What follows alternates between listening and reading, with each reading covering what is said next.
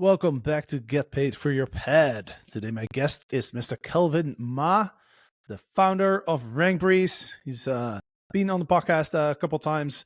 Always very interesting to talk to him. He is the Airbnb SEO expert. At least that's kind of how I see you, Kelvin. I don't know if that's accurate, but yeah, welcome to the show, man. Good to see you. Yeah, that sounds. I hope that's accurate. Yes. Awesome, man. Well, I'm excited to have you back on the podcast. Kelvin did a very interesting study, and I'll let you share the details. But essentially, you analyzed a staggering 1.49 million Airbnb pages to gather insights on these listings and specifically the rankings. A total of like over 29,000 properties, just to get an idea of like what kind of ranking factors are important, what's changed. So I'm super excited to dive into the takeaways. But before we dive into the report, Kelvin, has anything changed in the last year or so when it comes to like Airbnb visibility? I know Airbnb introduced the categories, which was kind of a big change. When was that? About a year ago or so. Have you seen any major changes recently? Probably the biggest change that we've seen is just that in the past we've seen properties tend to stick around for a longer period of time on those first pages. And I guess maybe just for some clarification, in the world of Rankbreeze, we're a software company. We track Airbnb rankings. We also do dynamic pricing and market data. But just from a rankings perspective, we view rankings, a good set of rankings, to be page 5. So if you're on page 1, 2, 3, 4, 5, that's considered good in our eyes.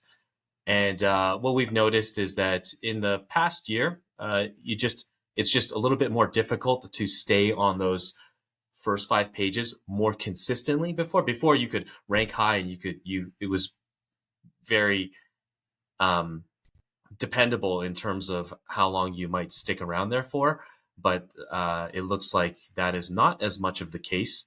And I think there's a couple different factors for that, but ultimately that's one thing we've noticed is that the one rule around ranking higher and sticking around for longer is not as long, and I think that also has to do with supply rotating around too. Right. So do you think Airbnb is going to change the algorithm, or do you think they're just swapping properties around more to kind of test out like what's going to convert well? Well, Airbnb is changing their algorithm all the time, really. Every month they're making adjustments. If you consider Google makes, I think, like 200 changes. It's been a while since I saw the stat on that, but it's like 200 changes a day, which is a lot. Airbnb is not as sophisticated as Google, and it shouldn't be either, right? You're just kind of ordering properties on a page there. But yeah, Airbnb is making changes. What we've seen is typically every 2 weeks, there's a little bit of a change that's added there, which sometimes can result in some rankings moving up and down dramatically. But it does tend to smooth itself out, though, as well. Got it. All right. Well, let's dive into the Airbnb rankings report. As I mentioned, you've analyzed 1.5 million pages to 29,000 unique properties. So I'm excited to hear the takeaways. Yeah, I can share my screen as well with you, and so we can kind of go over it from that perspective. But for the audio folks that are listening, and I'm guessing it's mostly audio, we'll be really cognizant of the fact that when we're looking at charts, we'll try to describe it as well as possible, but also try to make it simple too. Yeah. A little bit of a recap of what the study is. It's we analyzed 1.49 million Airbnb pages. So you can really think of those as searches ultimately too. So 1.49 million searches, and a little over 29,000 properties, unique properties. And these properties were found across 3 different cities. Those cities are Gatlinburg, Nashville, and Scottsdale. if you're familiar with those cities are pretty competitive, I would say. Scottsdale has seen a lot of growth in the last year, so that's led to more competition. Gatlinburg, I would say, is almost always being competitive, but that's actually a really good thing when it comes down to looking at this study, because to me, it really doesn't get more competitive than in places like Gatlinburg, where when you're visiting and looking through those properties there, they're really decked out, and you got to be pretty bold to step into that market and know what you're doing and really do purpose-built properties. In Nashville and Scottsdale, maybe not quite the same. You don't really have to do purpose-built short-term rentals in those areas. But really, those are the three cities that we decided to analyze. And probably the most important thing is that I guess if you want to download the report, which I'm assuming you do, you can go to rankbreeze.com/Airbnb rankings with an S study. So that's rankbreeze.com/Airbnb rankings study. You can probably just Google that as well, and the page will pop up. But when you go in, when you actually look at the study here, what we've done is we've divided the search pages into different categories. So if you remember, we talked about earlier, was what we see being on page 5 is good. You don't always have to be on page 1. It's great to be on page 1, but being within those top 5 pages is great. So how we've divided our categories is we've divided the pages into the top pages, which is page 1 to 3, and then we consider the middle pages to be 4 to 6, and then the bottom pages are between 7 and 15 pages. Typically, you can do a max of 15 pages on right there. I just want to point out one thing. The page that you're on is also dependent on the amount of guests that people are searching for, right? So like if let's say you have a home with like 3 bedrooms, you can host up to 6 guests. You might be on a different page for 2 guests versus 4 guests versus 6 guests, correct? Yes. And also, and what's important to note as well is that it depends on the dates, of course, as well. So some people think that page 1 means you're always on page 1, but it really depends on the search parameters, right? So you might see your listing on page 2 for certain parameters, and for other parameters, like you might see it on page 3.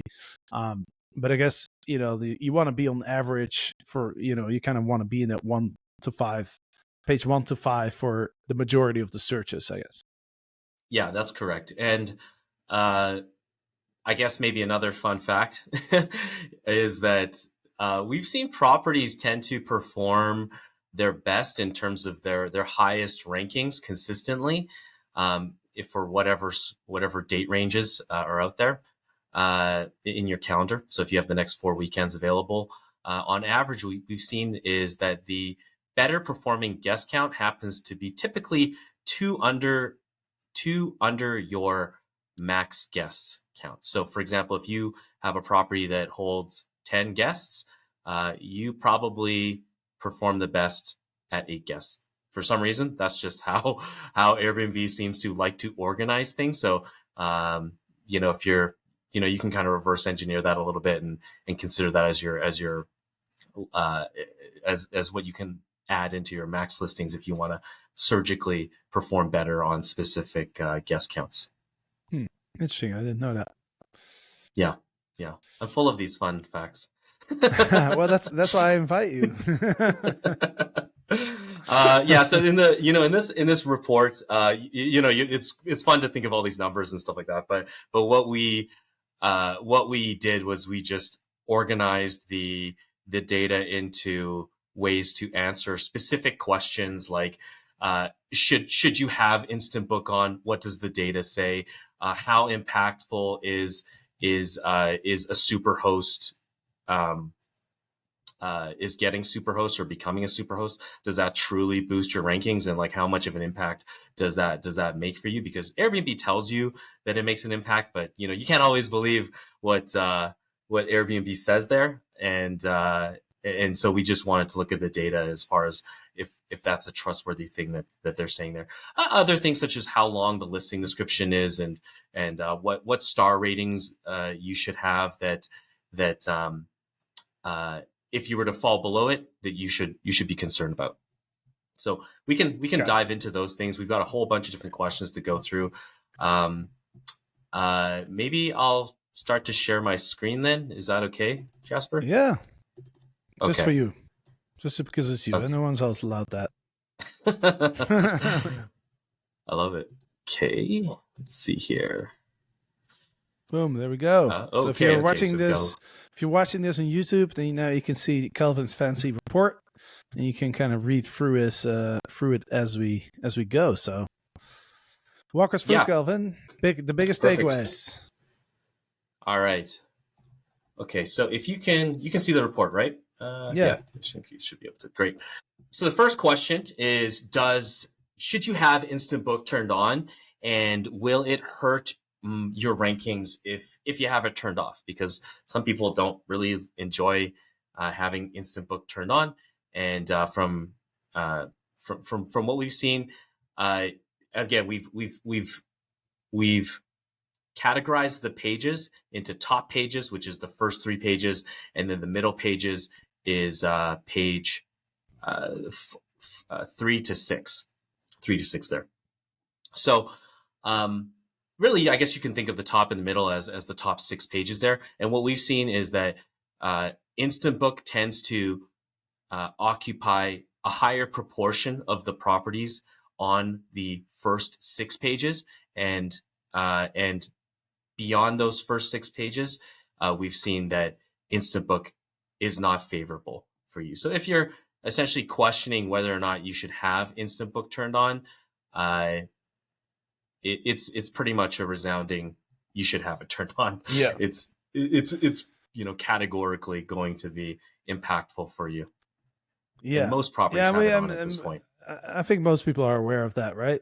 Most hosts are aware of that. I think that instant book is important to turn it on for visibility. Yeah, we saw about 93 to 95% of the properties on all of the pages tend to have this on. But I guess you do have to remember too that it's not completely all instant book. So it is possible for you to rank higher with instant book turned off. But you're kind of just working against yourself, which is running short-term rentals is hard enough, so you don't really want to do that to yourself at all. Maybe another interesting thing is that we also looked and considered what do properties without instant book have, and properties that don't have instant book turned on, we noticed have a similar number of reviews, but they also had slightly better rankings though, and also a fewer number of photos on average. So those properties that had instant book turned off, we noticed had slightly better ranking or ratings, star ratings. I was going to say a fewer number of photos. Okay, so just to be clear, the rankings are better if we have instant book turned on, but the people that don't have instant book turned on average have higher ratings. That's what you're saying, right? Yes, those ones who had instant book turned on that we found that were visible on those first pages. Yes. Right. Yeah. So it's almost like maybe it's if you turn instant book off, maybe you need to compensate with higher ratings and more reviews to be able to show up on the first pages. Yeah, you could certainly look at it like that. Yeah.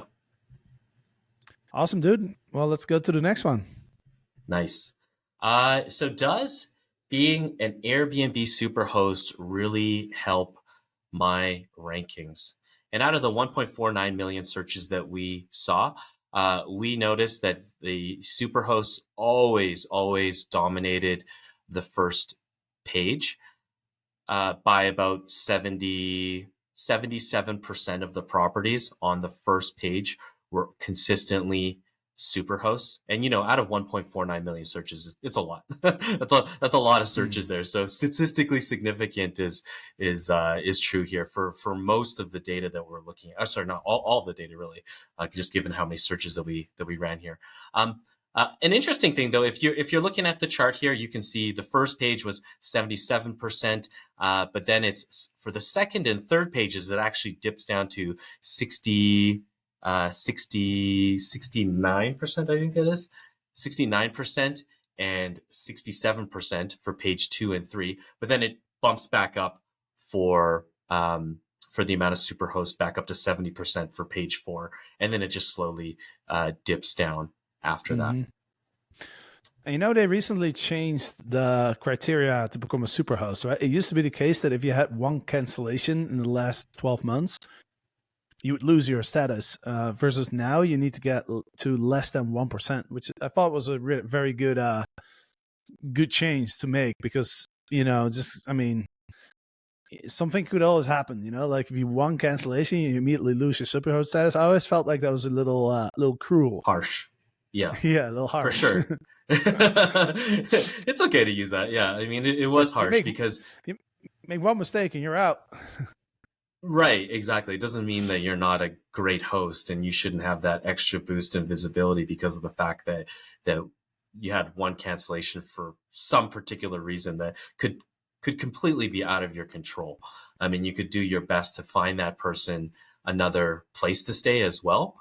And you're still going to get penalized for that. So yeah, that's a great change. It's probably works in line with just the way that Airbnb has evolved to cater to property managers, because it is a little bit more difficult for a larger property manager to maintain superhost status. Although it's definitely possible. There are superhosts who manage tons of properties. It is possible to achieve that, but the reality is that it's harder. And alrighty, so definitely become a superhost. Yeah, do all those things that they're saying. Yeah, it's proven. We've now looked at 1.49 million properties, for 1.49 million searches, and that's been verified here. Overwhelmingly on the first page, it's always true, and then don't know why, but it does dip on the second and third pages, which is a little odd. But it is what it is, and we're not going to argue with the data at this point. Data doesn't lie. All right, this is interesting. Airbnb listing description. How long should it be? Yeah. How long should your Airbnb listing description be? So, what we found is that longer descriptions tend to do better, and the average words for listings that appeared on the first page came out to 660 words. We measured everything in characters, but just for simplicity's sake, 660 words was the average that we noticed on the first page there. Longer descriptions tended to do better.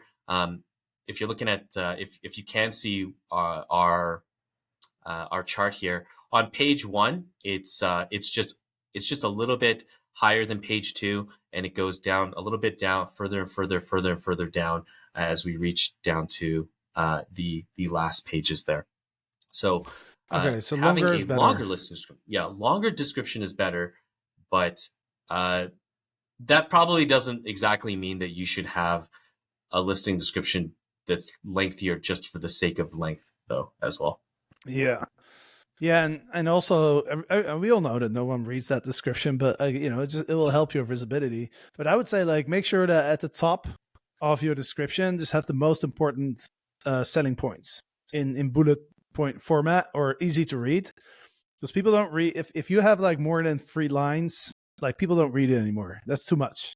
The attention span for reading has gone down so much. So I would say, like, make sure the top is like very easy to read and the most important stuff there, and then below you can kind of add more detail, context to everything, and that way you can get to the higher character count. Right. I think that's the summary. Is that 500 character limit box at the very top there. I think I actually might push back a little bit with what you're saying. I do agree that I No, guess you in can't some do ways that.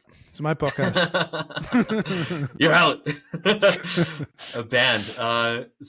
So the 100% agree the fact that most people don't read. If it happens all the time, right? Somebody stays at your property and they ask you questions that are just clearly written in the listing description there. However, I think that it's all important also to to to acknowledge that everybody's different too.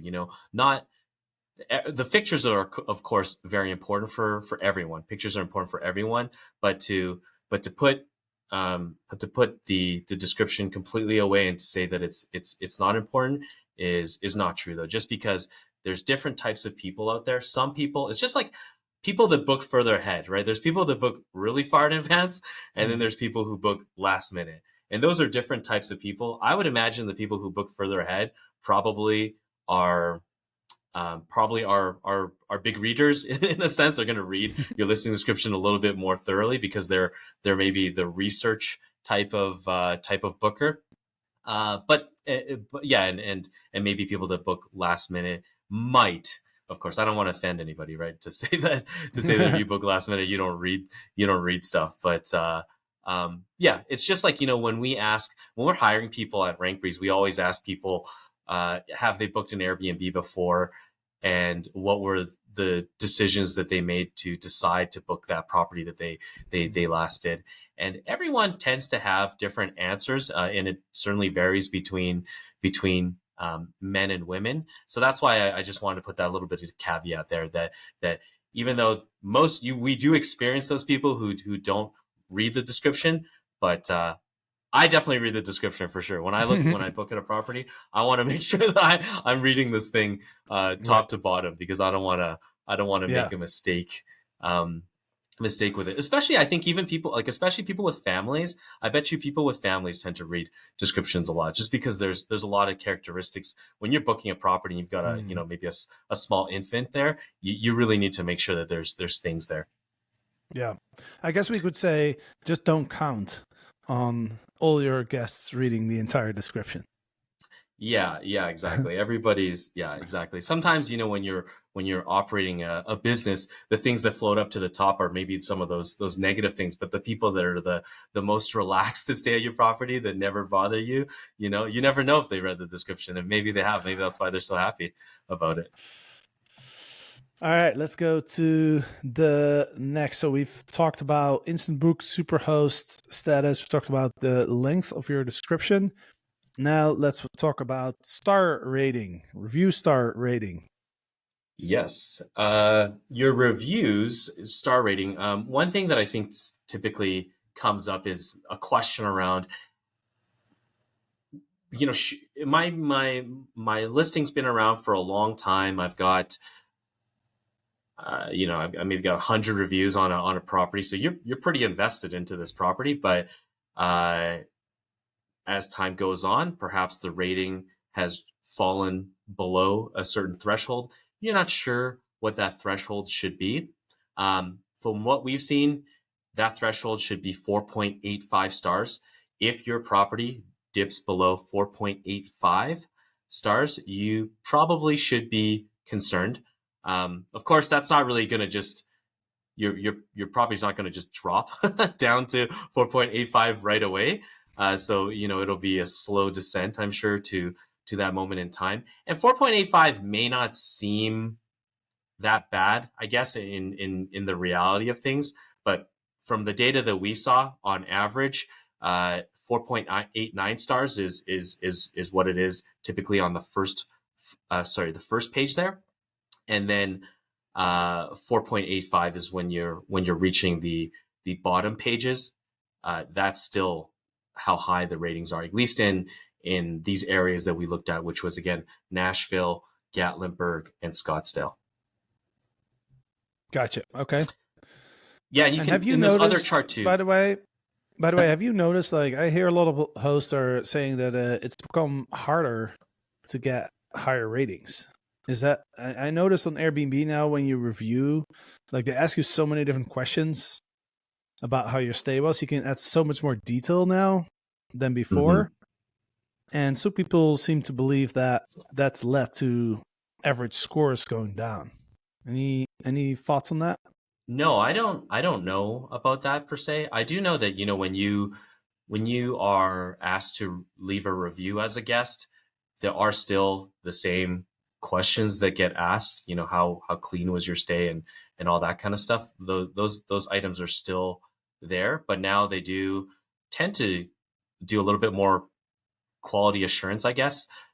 Even asking things like, was there really a 50-inch TV in the property? Yeah, exactly. Is one that I've noticed. So yeah, I feel like part of the reasons why they're doing that is to improve the quality of the property and just to make sure that it actually matches it. But no, I don't know if that's the case. So maybe I'm It just might be thinking out though. loud here. Thinking out loud here, but maybe like imagine you stayed in Airbnb, right? And you feel like the listing was completely accurate, and then you go to reviewing, and then Airbnb asks like, "Hey, was there really a coffee machine of this particular brand?" And then you're like, oh well, I didn't really. Let me check. Oh, actually, no. Oh, okay. Let me give me. All right, I'll put a 4-star for accuracy. If they wouldn't have asked you, you might have didn't even noticed. Oh yeah, absolutely. Yeah, absolutely. That could be the case there. Um, you know, I think Anyway, let they're probably always changing these things. You know, each time I book a property, I do notice that the review flow does change, which is very interesting. And there's probably some sort of correlation to that. You know, they wouldn't ask these questions, I guess, if they didn't take it into account for how for what type of quality and what the guest experience was for them. Um, yeah, so there, yeah, it could have. It's totally possible, but I don't know. I thought you knew everything. No, I don't. I don't know everything, but I try to give as much and research as much as we can for the community for sure. All right, let's go to the next one. How many photos should I have? Yes. So out of the 1.49 million searches, we discovered that your listing should aim to have at least 31 high quality and appealing photos. Uh, yeah, we just noticed that if you've got under 30 photos, just don't have them. Just don't have over under 30 photos. Just do yourself a favor and have more photos is typically better from what we've seen. The majority of top ranking properties we noticed had 30 to 60 photos. That might be a little bit skewed because of the fact that Gatlinburg was included in this study. Gatlinburg just tends to have more photos there because there's maybe more things to take pictures of in a way because it's a cabin area, so you can take a lot more pictures of nature. There's more opportunities in that way, but we've seen the top ranking properties though typically have between 30 to 60 photos in place, and the more photos, the better actually. So we noticed that on the first pages, again, we've got a little chart here listing between page 1 all the way down to the last pages, and it's just decreasing. The number of average photos decreases slightly the further down you go. So the more photos, the better. Got it. Okay, 30. That's quite a lot. I see a lot of listings that have like 15, 20 photos. Yeah, that does seem like a lot, but that's what the data says.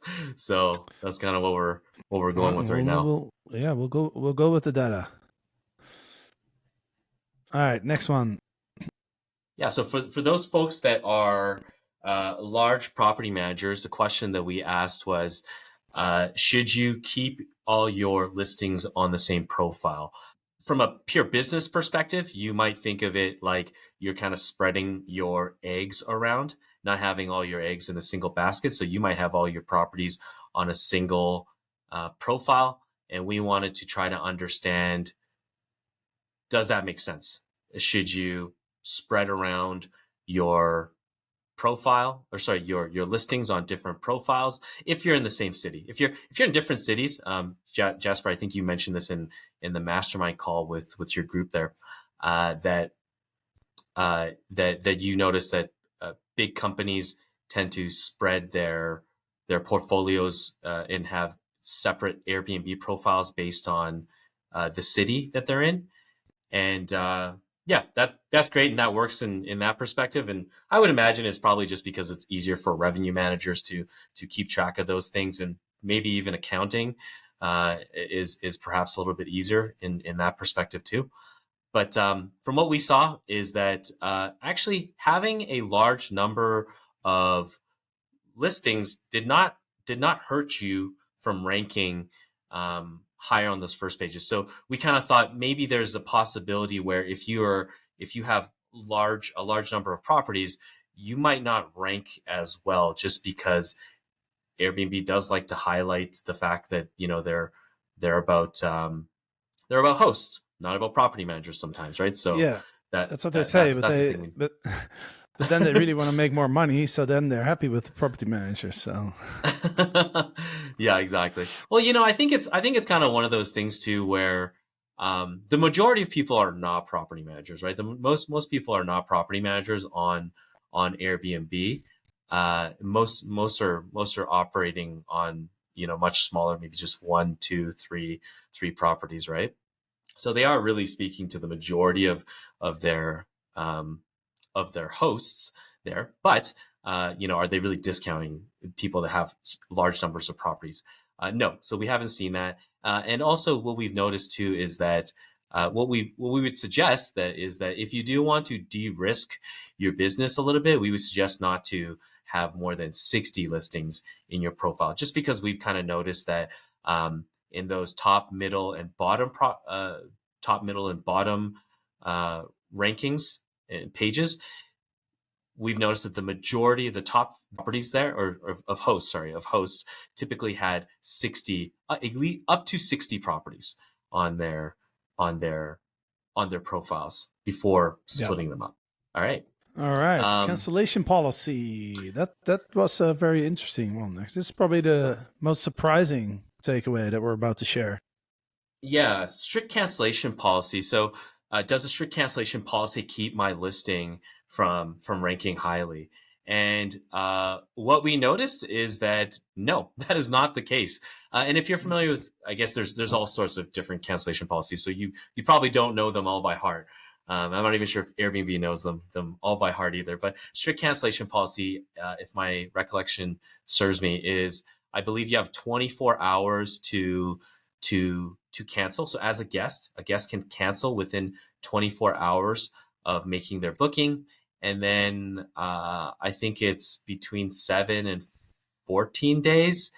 If they do cancel, you still keep the 50% of the booking there. So that's what a strict cancellation policy is. And from the data that we looked at in Gatlinburg, Nashville, and Scottsdale, we saw that strict cancellation policies had no problem ranking well in those places, and not only ranking well, but also being almost the majority. 50% at least was what we noticed in those places.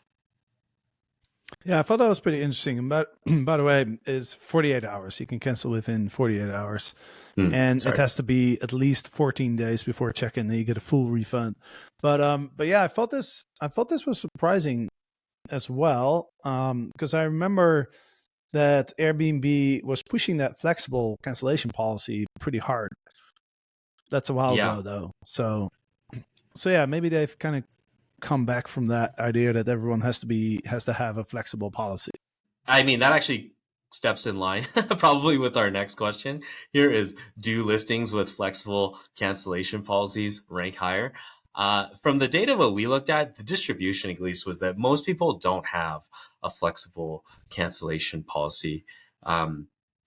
Most people do not have a flexible cancellation policy. And I'm sure, Jasper, you're probably looking at it right now, but flexible cancellation policy is just if you cancel within is it the same day that you cancel? You still get you still get your money back as a Yeah, guest? you have to cancel 24 hours before check-in for a full refund. So it's pretty crazy if you think about it, right? Yeah. It is, but I do think that, maybe on the flip side of things, I think most hotels actually have a flexible cancellation policy though, right? Like Yeah. you can cancel 24 hours ahead, and depending on where you book, you'll have these kind of these another cancellation policy, which might be 7 days.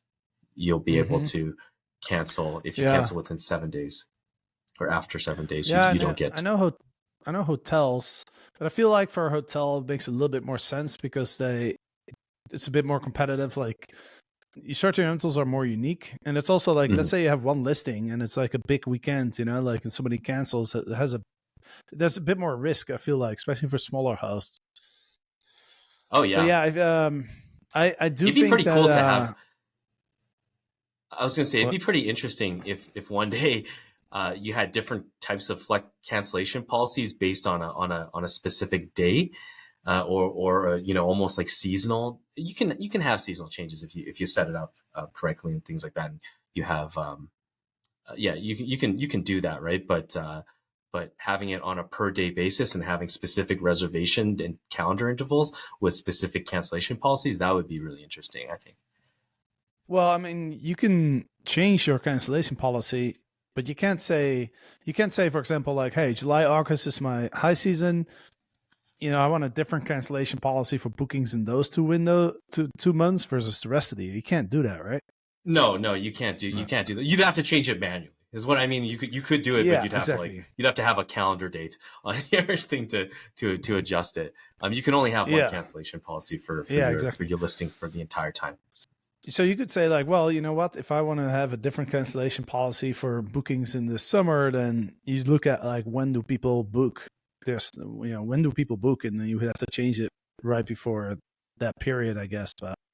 But it's an Mhm. interesting point actually, because that would be interesting if we can actually have different cancellation policies for different times of the year. I think Yeah, that would be a cool just email feature. them.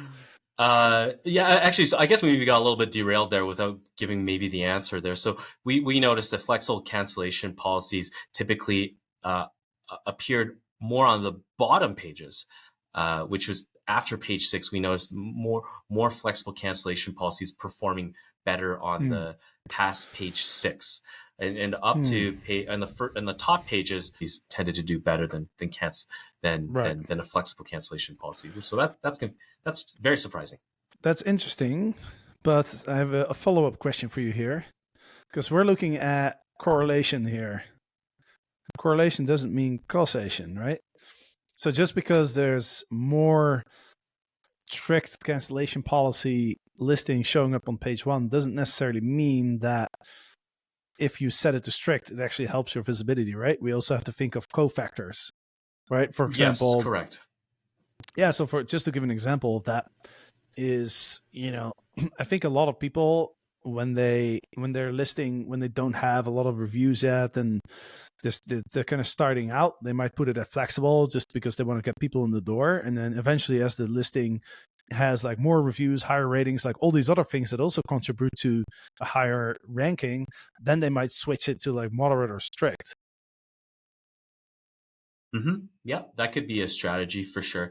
Yeah, you are right though around how does it go? What's the saying go? It's Correlation doesn't mean causation, exactly. And because you otherwise could kind of think about that from every question that we've looked at as well. It's not just yeah, this. sure.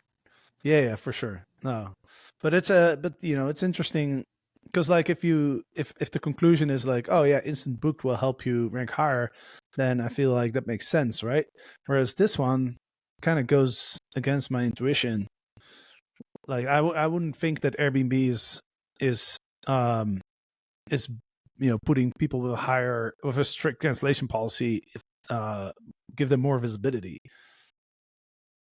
Well, I mean, So that's why I'm skeptical most about people this don't one. have most people don't have a flexible cancellation policy though as well. Yeah, So you that's kind of true. have to think about it like that. The distribution of most properties just don't have they don't use a flexible cancellation policy. So in some ways, if you want to think of it from that perspective, that most people don't have it. So Airbnb still needs to show you something when you're searching on pages. And if most people don't have that policy, they're still going to show you up on. They're still going to push you to be visible. Yeah. And I just want to do one fun example to illustrate the correlation versus causation, because whoever is confused about that, like you could, for example, correlate the presence of cacti and kangaroos, right? And then you put like Australia, you put like, some other countries that don't have cacti, like Germany or something, or Norway, and then you would say like, oh wow, look, kangaroos and cacti are like very correlated, but surely the kangaroo isn't there because there's cacti, right? Does this make sense? Yeah, I love that example, actually. It's pretty fun. Yeah, that's a good one for sure. Shall we go on to, I guess optimal check-in times. I think most people are kind of may already know this one, but out of all the data that we looked at, the typical check-in time was 3 or 4 p.m. and then checkout times were 10 and 11 a.m. What we did kind of notice, though, is that the top ranking properties tended to have later check-ins and then also earlier checkouts too. So, for example, it was, by that I mean the choice between 3 p.m. and 4 p.m. So tended to be 4 p.m. In those top ranking properties, and then checkout was 10 a.m. Got it. Yeah. I mean, those check-in and checkout times are pretty similar across the board, right? Yeah, pretty standard. Like pretty much everybody does 3 or 4, and then 10 or 11. And what I like about doing 4 and 10 is because then you have a little bit of room to give people an extra hour, which then it like kind of feels like you're giving them something, Oh yeah, giving them something extra. Like we tend to, yeah, exactly. So you're not supposed to be here, but I'll let you in. If you set it at 3 p.m. and then somebody's like, well, can I do 2? No, that's kind of squeezing the cleaning time. Squeezing into the cleaning time a little, right? But if you set it at 4, like it's easier to give them a 3 p.m., right? If you set it at 4. So anyway, just a thought. More leverage for sure. Absolutely. I think this is our last one. Yeah, so this is our last one. What? Here. Yeah, I know. I'm sad too. But we'll have more of these, so don't worry. Does allowing pets help my listing rank higher? So we looked at this from purely from the focus of 1.49 million searches that did not have the pets only filter turned on, of course, right? Like if you have pets only, you're gonna rank in the pets only, pets allowed only. But when we looked at it, we saw that properties that did not have that did not allow pets tended to rank higher on those top pages, quite aggressively, more actually, and in the middle pages it's pretty even, and then on the bottom pages, the properties that did allow pets tended to rank higher on those pages past 6. You mean there's more listings that allow for pets on the bottom ranking pages? Yes, yeah, that was probably a clear way of saying that. Well, what's your thought about that? I'm gonna have a controversial thought again here. I think that typically it's harder to have a property from a cleanliness level with pets, and therefore, if you don't have a clean property, especially pet hair, it can just last and just go into the next guest that stays there, and that could potentially impact your overall scores, which could, of course, again, impact your overall rankings. Right. Okay. Yeah. What do you think? Well, I mean, I feel like it might be a similar rationale to when we're talking about the cancellation policy. where it's like the people that are kind of struggling with their hosting business, struggling with getting bookings, they might just allow for pets and kind of hope that that's going to work. Sure, it's not I don't think it's going to be a huge ranking factor for Airbnb, but I don't think that if, let's say, you have a listing and you suddenly switch it from not allowing pets to allowing pets, I don't think Airbnb is going to penalize your ranking for that.